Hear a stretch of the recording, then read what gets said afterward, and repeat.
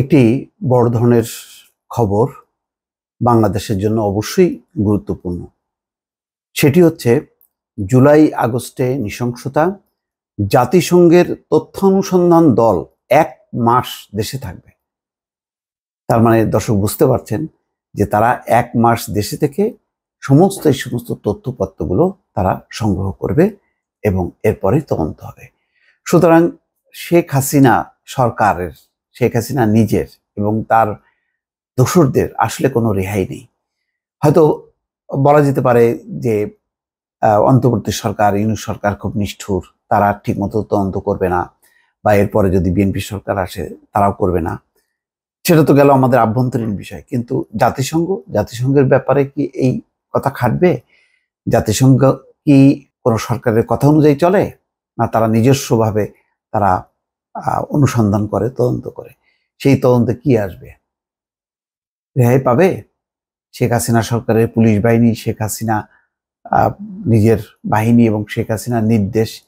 কি কারণে, কাদের নির্দেশে এই দলগুলো একেবারে খুনের উন্মত্ত তাড়িয়ে মাঠে নেমেছিল?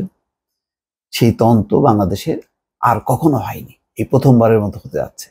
এটি সাধারণত যে সমস্ত দেশে গৃহযুদ্ধ হয়, সেই গৃহযুদ্ধের পর তখন জাতিসংঘ বা আন্তর্জাতিক এই ধরনের সংস্থা তারা তদন্ত করে, তারা দেখার চেষ্টা করে যে কাদের নির্দেশে কিভাবে এই হত্যাকাণ্ডগুলো সংঘটিত হয়েছে, এবং তখন তারা আন্তর্জাতিকভাবে তারা হত্যাকারী হিসাবে চিহ্নিত হয়।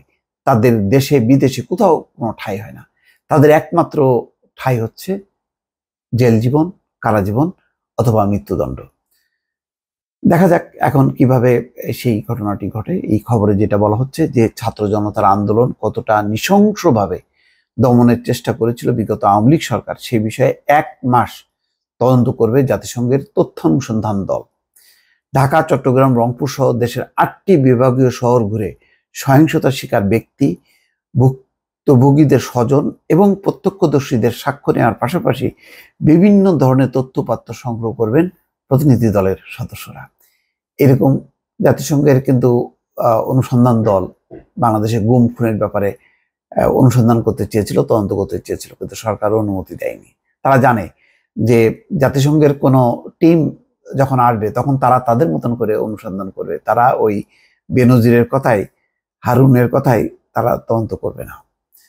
জেনেভা থেকে জাতিসংঘের একটি সূত্র জানায় 8 সদস্যের তথ্য অনুসন্ধান দলের 2 জন সদস্য আজ সোমবার ঢাকায় আসছেন। আগামীকাল মঙ্গলবার ঢাকায় পৌঁছবেন আরো 3 জন সদস্য। মূলত আগামীকালই আনুষ্ঠানিকভাবে তদন্তের কাজ শুরু হবে। তথ্য অনুসন্ধান দলের অন্য সদস্যরাও আগামী কয়েকদিনের মধ্যে ঢাকায় চলে আসবেন। প্রাথমিকভাবে জাতিসংঘের তথ্য অনুসন্ধান দল বাংলাদেশে 4 সপ্তাহ অবস্থান করবেন। তদন্তের জন্য প্রয়োজন হলে আরো কয়েকদিন তারা থাকতে পারে। জাতিসংঘ ও অন্তর্বর্তী সরকারের একাধিক সূত্র এসব বিষয় প্রথম আলোকে নিশ্চিত করেছেন। সূত্রগুলো আরো জানিয়েছে, তথ্য অনুসন্ধান দলটি গত জুলাই ও আগস্টের শুরুর দিকে বাংলাদেশে ঘটে যাওয়া মানবতা বিরোধী অপরাধ, বিচার বহির্ভূত হত্যাকাণ্ড সহ 15 ধরনের মানবাধিকার লঙ্ঘনের ঘটনা তদন্ত করবে। তদন্ত প্রতিবেদন আগামী নভেম্বরের শেষ সপ্তাহের মধ্যে অন্তর্বর্তী সরকারের কাছে জমা দেওয়া হতে পারে। অন্তর্বর্তী সরকারের পররাষ্ট্র বিষয়ক উপদেষ্টা তৌহিদ হোসেন বলছেন, জাতিসংঘের তথ্য অনুসন্ধান দলটি স্বাধীনভাবে তদন্ত পরিচালনা করবে। এই জন্য তারা মাসখানেক বাংলাদেশে থাকবে। তদন্ত প্রতিবেদন জনসমক্ষে প্রকাশ করার আগে সরকারকে তারা দেবে। তবে মনে রাখতে হবে, তদন্তের বিষয়ে সরকারের কোনো পর্যবেক্ষণ থাকলেও তা তথ্য অনুসন্ধান দলের চূড়ান্ত প্রতিবেদনে প্রতিফলিত হবে না। অর্থাৎ তারা তাদের মতন করে অনুসন্ধান করবে এবং সেটা প্রকাশ করবে। গত 5ই আগস্ট ছাত্র জনতার অভ্যুত্থানে শেখ হাসিনার সরকারের পতন ঘটে। এরপর 8ই আগস্ট গঠিত হয় অন্তর্বর্তী সরকার। দায়িত্ব নেওয়ার পর জুলাই ও আগস্টের শুরুতে বাংলাদেশ মানবাধিকার লঙ্ঘনের ঘটনাগুলো তদন্তের সিদ্ধান্ত নেয় অন্তর্বর্তী সরকার। এই লক্ষ্যে অন্তর্বর্তী সরকারের প্রধান উপদেষ্টা ডক্টর মোহাম্মদ ইউনূস জাতিসংঘের মানবাধিকার বিষয়ক কমিশনার ফলকার টুর্ককে চিঠি লেখেন। সেই চিঠির প্রেক্ষিতেই এই এখন তদন্ত কাজ শুরু হবে।